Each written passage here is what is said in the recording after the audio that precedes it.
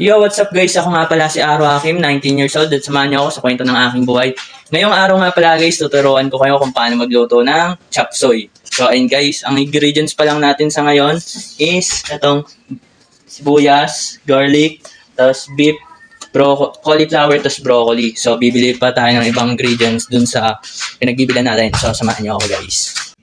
So ayun guys, let's go na. Bibili muna tayo ng mga ingredients na kulang natin. Guys, grabe yung panahon yun. Talagang tag-ulan din. Noong petsa na, pero maulan pa rin. Hindi si ate yun. Ay, wait. Summer natin yan. Kaya na po ganun tayo. Ganun din ba kayo guys? Kapag may nakikita ako yung kalala nyo, papaganon kayo. So guys, mamaya ulit. I-teleport tayo. What's up guys? Malapit na tayo. Ayun yung tindahan ni Kuyo. Bibili na tayo ng mais na maliit. Try natin kung meron. Good morning. Merong mais na maliit ya? Yung pang chop suey po? Ay, wala. Wala. Corn ang tawag doon, yung corn. Yung corn. Ano na lang ya? Carrots na lang. Pero kaya pili yan. Diyan guys, makikita po ninyo kumuha na ako ng carrots, tapos pumili po ako ng sayote, tapos kumuha na rin ako ng cabbage, tapos kumuha na rin ako ng bell pepper, green and red, tapos green beans. Ayun guys, pumili ako ng mga gulay na kailangan natin. Yan, magugulay. Vegetarian kami ngayon eh. Yan guys. Sayang walang young corn. Young corn pala tawag doon, sabi ni Kuya. Kanin ka na po ya. Thank you. Yan guys. Let's go. Ito na yung ingredients natin. Dito na tayo bumili. Itong chop suey. Kasi yung next naman yung young corn. Try natin. Paghanap ng. So, stop ko muna guys. Teleport na tayo. Yo, what's up guys? Nandito na tayo. Ayun na. Ayun yung mga ingredients natin. Ayusin na lang natin. Tapos yung young corn, tignan natin kung may mabibilan tayo dun sa kabilang store. Sana meron. Sana meron. Pag-pray nyo, sana meron. Pag maulan, sumiti ka nagpapayo.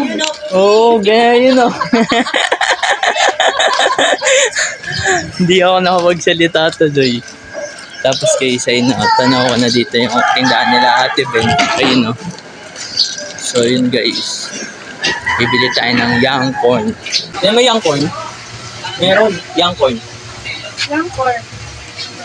Yung pang chop suey ko. Wala, yun lang.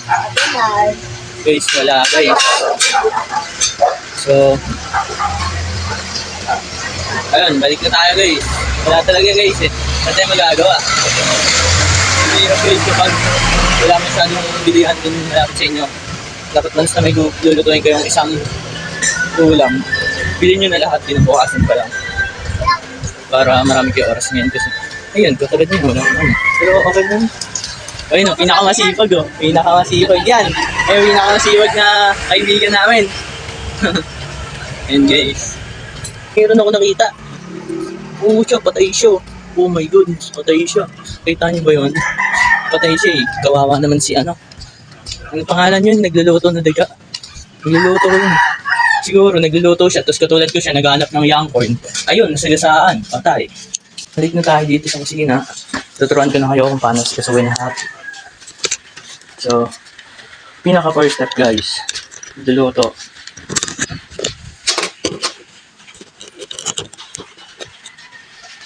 At binalatan ko na po yung bawang, tapos hiniwa ko na. Ganun din po sa sibuyas. Sa carrots naman po binalatan at hiniwa ko na rin po. Sa bell pepper, tinanggalan ko ng buto, tsaka ko hiniwa. Tapos yung cabbage naman guys, tinanggalan ko yung balat sa unahan, tapos tsaka ko hiniwa-hiwa. Sinunod ko naman yung sayote guys. Ang ginawa ko sa sayote guys, pa-stripe lang siya na medyo malalaki. Pagkatapos guys, yung cauliflower naman, tinanggal ko yung gitna, tapos hiniwa-hiwa ko. Ganun din sa broccoli guys. Pagkatapos guys, sinugasan ko na rin yung mga gulay. Broccoli nga lang yung nabidyoan ko kasi nakalimutan ko ilipat yung camera. Pagkatapos guys, sinunod ko naman yung beef. Inugasan ko po siya kasi medyo nag-frozen na po siya. Tapos ayun guys, tapos na po. So ngayon guys, ayun na. Dahil tapos na tayo. Ang next naman natin gagawin, lulutuin na natin syempre. Medyo matrabaho talaga to guys, chop suey. Lalo na kapag, guys may aminin ako sa inyo, marunong ako magluto ng chop suey, pero hindi ako marunong maghiwa ng pang chop suey. So ito guys, yung hiwa nito, hindi ko alam kung tama. Painitin na natin to. Ayan. Hindi po, kita nyo ba? Ayan, pinapainit ko na. Sa inyo lang, ayun, nag-bubbles pa. So ibig sabihin, ayun guys, nag-bubbles pa. Ibig sabihin, hindi pa siya mainit. Ayan na guys, nilagay ko na yung garlic tapos sinalo-halo ko lang hanggang sa mag medyo kulay brown. Tapos yung red onion naman, tapos sinunod ko na rin yung beef guys nung medyo umamoy na yung aroma nila. Pagkatapos guys, wait lang, magmamagic ako. Magic. Ito ha. Gawin mo.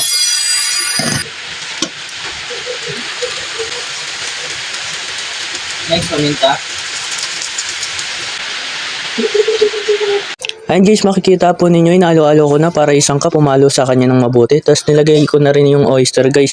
Para bukod sa may kulay na siya, medyo lumapot na rin siya guys. At pagkatapos ko ilagay yung oyster guys, nilagay ko na yung sayote, carrots, tapos sinalo ko pa ng maigi guys. Tapos tinakpan ko na.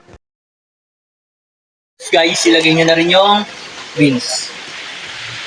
Tapos guys, naglagay na rin po pala ako ng cabbage, tapos yung broccoli, tapos cauliflower, sabay-sabay na yun guys, kasi saglit nga lang po ito maluto. Guys, sunod-sunod ko siya nilalagay kasi ang gulay masarap kapag half cook lang. So, ilagay ko na rin pala itong bell pepper. Bell pepper. Yan, nandiyan yung bell pepper din. Medyo painitan lang natin para madali siyang haluin. Pagkatas, tapos na. Luto na nga po pala yung chapsay natin by Arwakim. And so guys, dito ko na rin tatapusin yung vlog ko guys. Kasi mag-edit talaga ako ngayon. As of now guys, napakaulan pa rin talaga.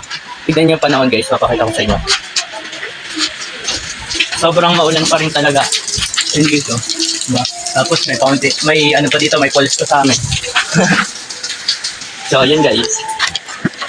Tapusin ko na yung vlog na to. Guys, dito ko na rin po tatapusin yung video na to guys. Maiksi lang to. Tapos, sana may natutunan kayo. Maraming salamat sa panonood. Hanggang sa muli.